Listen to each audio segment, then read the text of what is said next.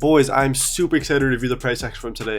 Today was July 18th, 2025, and we had tons of great setups to go through. So today I'm going to go through, show you guys all the setups I thought looked good personally, tons of internal model market maker scalps, and then I'll go over the 2 trades that I took today, the 1 win and the 1 loss, and thankfully, yes, we are green on the day. And I'll show you guys how I looked at the charts, how I thought, how I applied the market maker principles to the market, and how I really was able to just take the price action so efficiently today. So without further ado, let's get it, baby. All right, so zooming out to do some top-down analysis. In the previous day, we had completely just pumped and taken the weekly objective and pushed all the way to new all-time highs, right?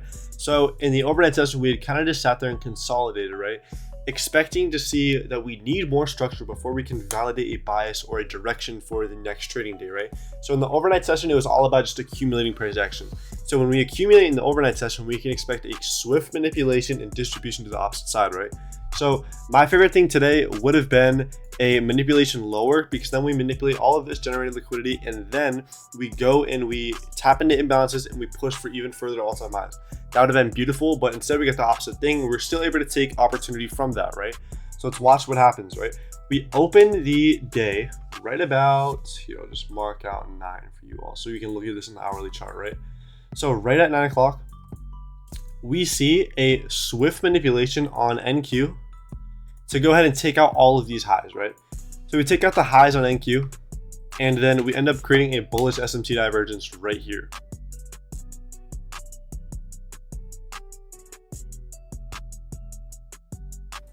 So this is how we were looking on the hourly chart right on open, right? So let's zoom down now to maybe a 15-minute, right?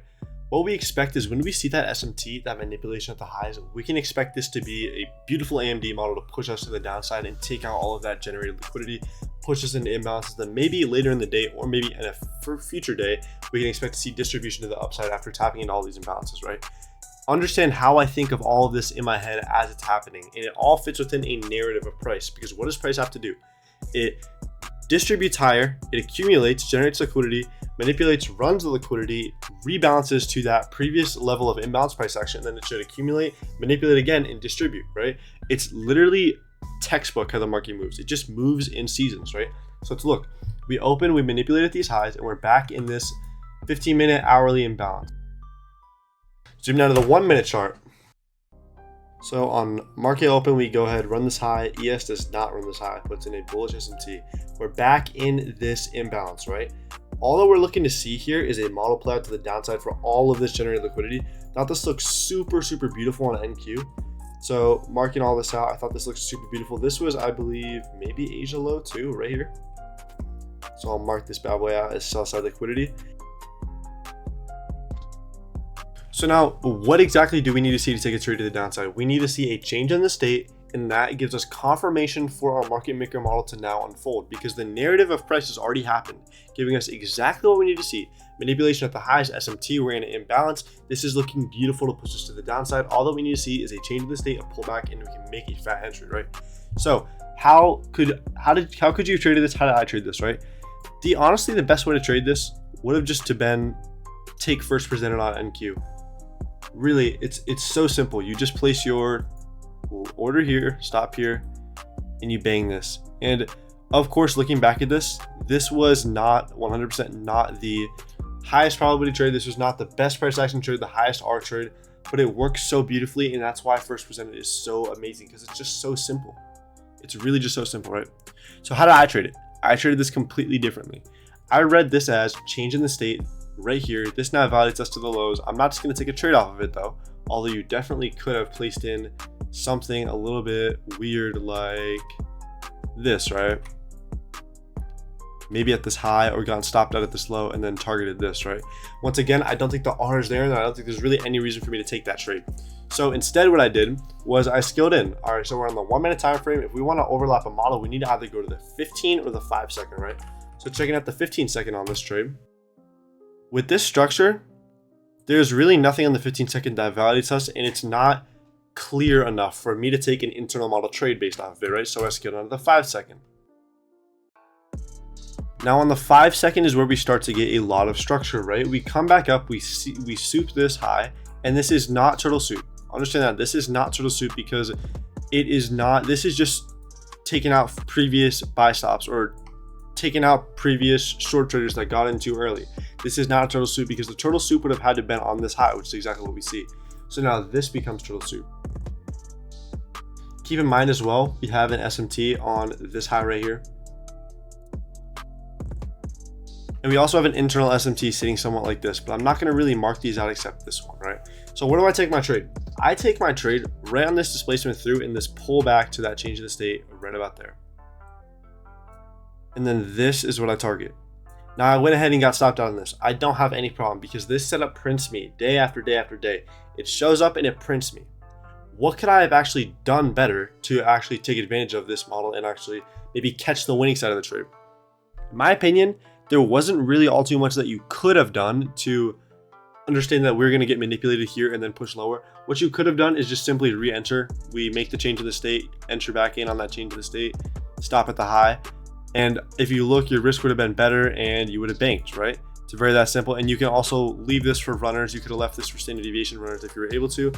But I don't really like to enter in, especially on a 5-second trade and especially on market open. The one thing I think that I could have definitely done better here is understand that when we open the market, from the time till 9:30 till we get first presented for value gap, which this could be a minute, it could be 5 minutes, 10 minutes, doesn't matter. There is really going to be no direction in the market until that first presented for value gap opens up, in my opinion. And I don't think that it's worth it to scale into any kind of seconds trades before first presented for value gap on the 1 minute is created. And if you look, first presented for value gap got created somewhere right around here. And if you looked, this second trade would have banged, right? So this is the first trade that I took, didn't have bankrolling, no problem with that. Next trade, we see this get pulled up on and we see these relative equal lows get created.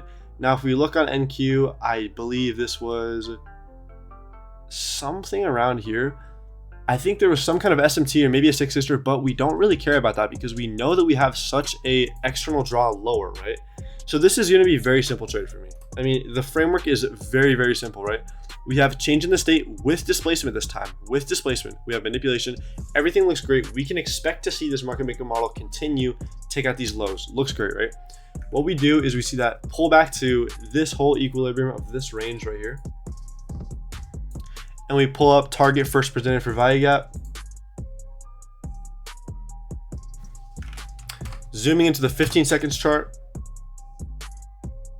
What did we see? Well, we saw manipulation at these highs. We didn't see any kind of SMT get created, but we did see our displacement lower, our manipulation in a complete run, right? This would have been turtle soup right here. This would have been the best possible entry. But let's talk about why I didn't take this trade after marking it out and understanding it perfectly. If we look on ES and compare it to NQ, we see that when we first created this initial displacement leg with the change in the state right here, on ES, we had not been doing anything but just holding this one imbalance. So we risk, by taking the trade here, what we risk is just trading a liquidity sweep in the opposite direction. So say we take this trade, what price could have went and done is it could have swept this liquidity, created an SMT right here, and then it could have just pushed higher off of that. So that's what we'd risk by not waiting until both indexes both make the change in the state at the same time, right? Once we saw this change in the state, I don't think there was any problem entering. And just once again placing your take or your entry right at that change in the state, at the original change in the state, then stop at the high and just letting it run. Because if you look, I mean, wow, this would have banged, and this was insane market manipulation to bang within a couple of seconds. Like, this is really crazy work, right? But I mean, the concepts work and the market has to do its job, so it does its job perfectly. If we look, we had standard deviation aligned right here perfectly with this level too. So interesting confluence to have. This could have been your low hanging fruit if you didn't want to target for the complete side. All right, the next trade in which I marked out, the only trade I've taken so far is this one, right? Next trade in which I marked out was this rebalance trade right on the news candle. Now, do I think this was the best trade to take? Most likely not. However, I understood what price was doing here, what its job was, what it wanted to do, how it wanted to play. And because of that, I was able to take advantage of it, right? So if we look, we come and we respect consequent encroachment of this wick. Respect consequent encroachment beautifully, push higher. And this now starts to just become generated liquidity with an imbalance lying above. So what do I expect the market to do? If it wants to come back lower and then even create an SMT right here, showing smart money's in the market, we're manipulating, we are doing some tricky shit. What do I expect the market to do? Well, we have generated liquidity and we have an imbalance, right? We know that the market moves to hunt liquidity in which it's generated, almost like a paint roller. It paints down one time and then it paints back over itself, right? It hunts the liquidity in which it's generated for itself, and it also wants to rebalance inefficiencies so that it can pull lower. And we also have news right here. What better opportunity is there for the market to do all these things in one candle? Let's watch, right? We see the SMT get put in, we see change of the state with relative displacement. We then create a inefficiency right here, and the market pulls back. And from here, your trade, if you wanted to trade this, would have most likely been for me the entry right on this change of the state, somewhere right about here, stop at the low, and then I would have targeted this first high right here for a 1.68R. Now, do you know that the market will absolutely jump like this? Unless you're a new specialized trader, no. And then it's going to target this high perfectly, no. So this trade is completely unrealistic. However, it's definitely interesting to look at how the market here generates its own liquidity, rebounces to inefficiency, and hunts its own liquidity all in the same moves. Very interesting to look at here. So this final trade that I took was, in my opinion, the actual best opportunity from the day. And you could have definitely left runners here. So what we're looking at for a draw on liquidity for the rest of the day is this level right here. Is we want to see this low get ran, because this low is the only thing that's holding us before we retrace into a sea of imbalances that will that are all expected to push us higher. So the final low right here, the final piece of generated liquidity, marking it out right here, we have internal lows that are just sitting there acting as more generated liquidity, making relative equal lows, just literally waiting for us to finally go ahead and take this level, right? So what we see here is a push down here, right?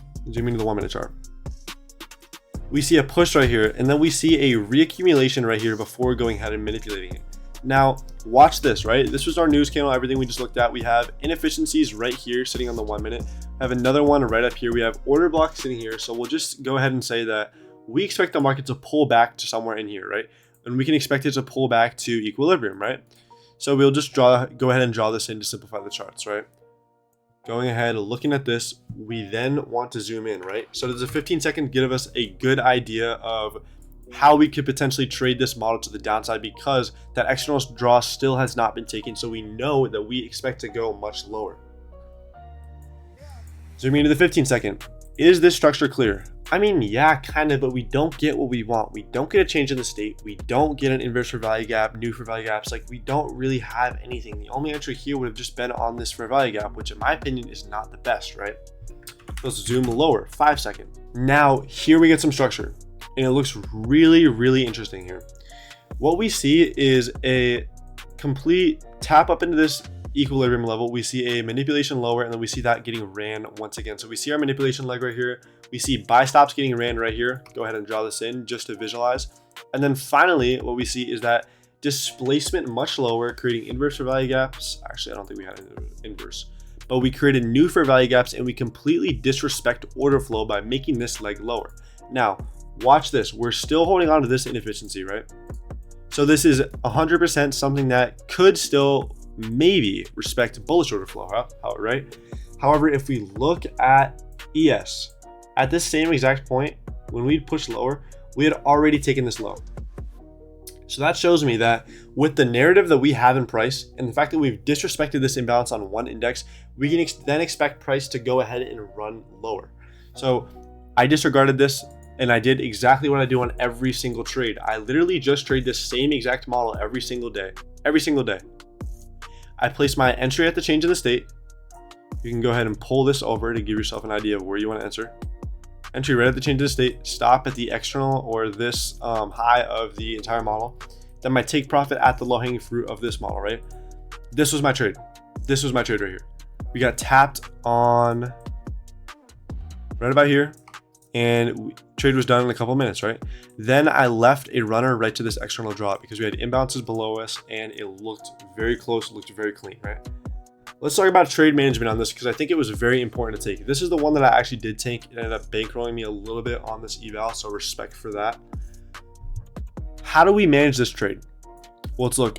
The best possible opportunity here would have been after this displacement, we then get a pullback to this move right here. And then we could have stopped, and then boom. This could have been the best possible trade here. However, I still think that My trade had more security and it was maybe less efficient, but I still think it was great to look at, right? So let's watch, let's run through the trade. We see this inbound still holding, we see that, but we see it getting disrespected here. So we expect this to be disrespected. This is not a problem for us to take our entry, especially with this huge displacement leg, right? So now looking, we see a push lower, sweep, just all noise, right? Price displaced lower, looking beautiful.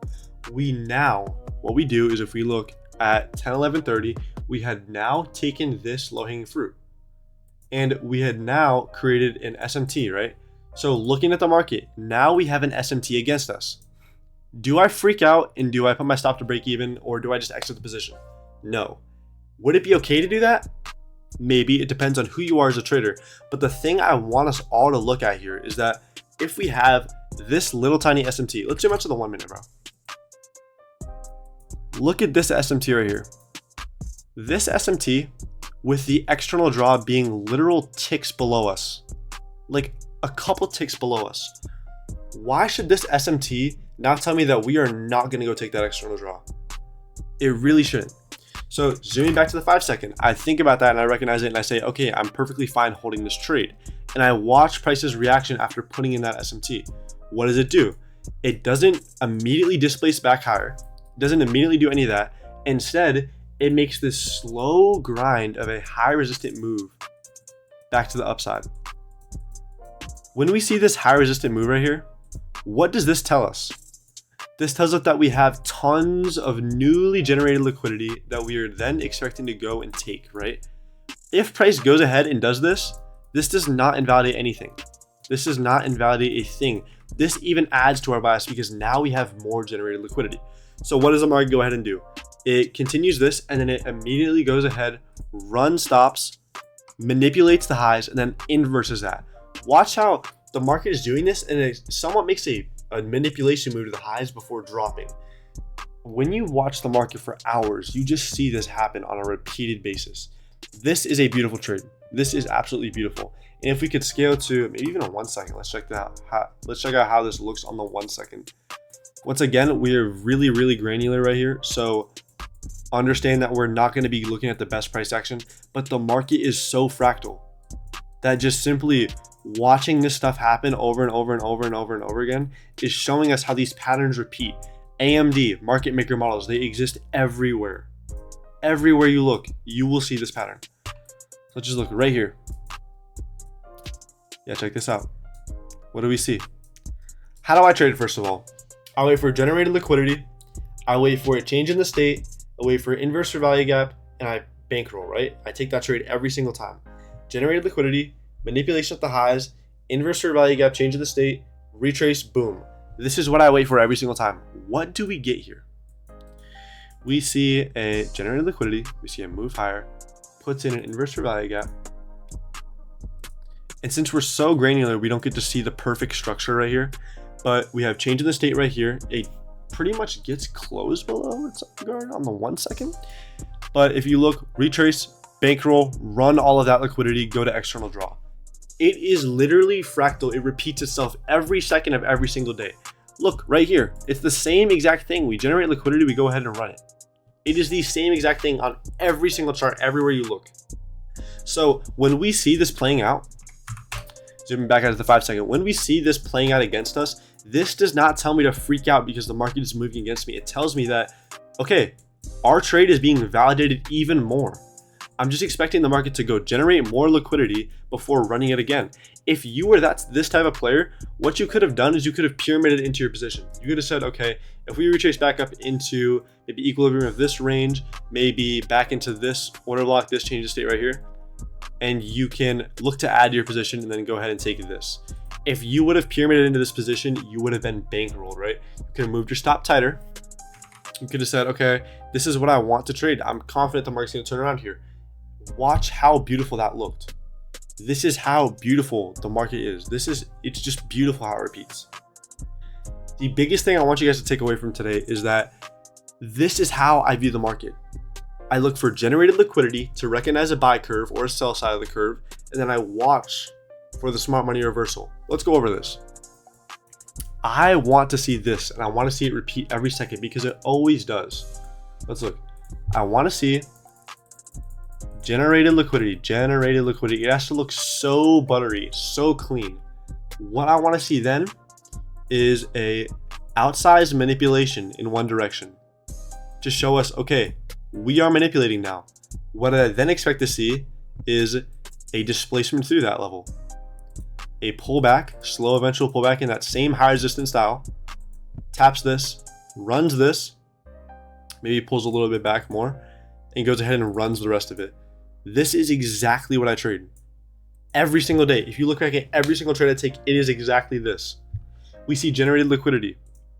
We see change in the state, inverse value gap, pulls back to equilibrium of this smaller range. What do? We pull back to equilibrium. We pull back to the inverse value gap. We pull back to the change of state into the new value gap that gets created. We see more generated liquidity. We go ahead, we run it. In this internal model right here, I bet you that if you zoom in on a chart that's clear enough, you will see this exact same pattern that I just drew out playing out right here. I guarantee you. I guarantee you. Watch how beautiful this is. And another thing to recognize from this graph, watch how every time the market moves higher, we move in a high resistant fashion. When we move higher, we move in a high resistant fashion where the market doesn't want to jump. It just wants to make slow gains and big retraces back. That's high resistance. Low resistance is what we can expect when we move to the downside, where the market just moves in fast waves like this. This is high resistance versus low resistance. When we can clearly identify the market moving in one direction high resistantly, we can then expect to see the other direction moving low resistantly. Understand that. That's why when we take trades, we want to see displacement. If you trade 2022 model, whatever model you trade, I guarantee you have a way that maybe you don't even understand it. But if you look back at your model and you think about it like this, my model requires displacement and all of my best trades have displacement. It is because we want to capture the low resistant move, not the high resistant one. That's why when we are trading and we want to trade breakouts or something like that, we're looking to see price breakout.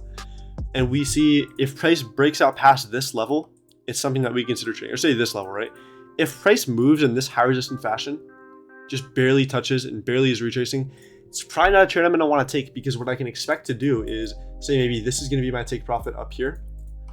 I'm just expecting the market to be generating liquidity. Maybe it comes and taps it, but more likely it's just going to sit here and generate liquidity and then go ahead and run low resistantly in the opposite direction. Recognize high resistant liquidity versus low resistant liquidity. This is a very important topic. Every single one of my trades has this. I don't trade in the opposite direction of where the low resistant liquidity comes in, because a lot of times this low resistant liquidity will leave in imbalances. So if price wants to then go ahead and come back to this imbalance, price will not just run through it. You rarely ever see low resistant and then low resistant moves. It's very, very low probability. What you'll usually see is something like this. Price wants to just barely push itself back up here, barely can support itself before getting here, manipulating and pushing lower. This is what we want to see in the market. This pattern exists everywhere. It exists everywhere. This is a market maker model. It is so beautiful. It is truly so beautiful. And it's the way I trade everything. If you guys learned anything in this video, I pray that it's to see the market in models inside of models inside of models. It is the way that I trade. In the future, I will definitely make a video going over all of this stuff, but it is so important to recognize where the liquidity is, watch where can I see the low resistant moves to take out all that high resistant liquidity that leaves behind low resistant liquidity. Understand that and just simply look for it. Where are the stacked highs and lows? And when you find those, you can expect the market to run through those in a low resistant fashion. It is so important to make sure that you are on the right side of the market. You're not fighting the market. You are not taking longs in this kind of move, because when you do that, you will most always, all the time, get chopped up and ran against. It is so important. I hope you guys learned something from today. And let me know if you guys want me to make a video on the whole entire way that I trade my entire system. And without further ado, I'm going to let you guys go. Thank you guys so much for coming to this video. I hope you guys learned something, and I will catch you all later. Hope you guys enjoyed the trade recap. Peace out.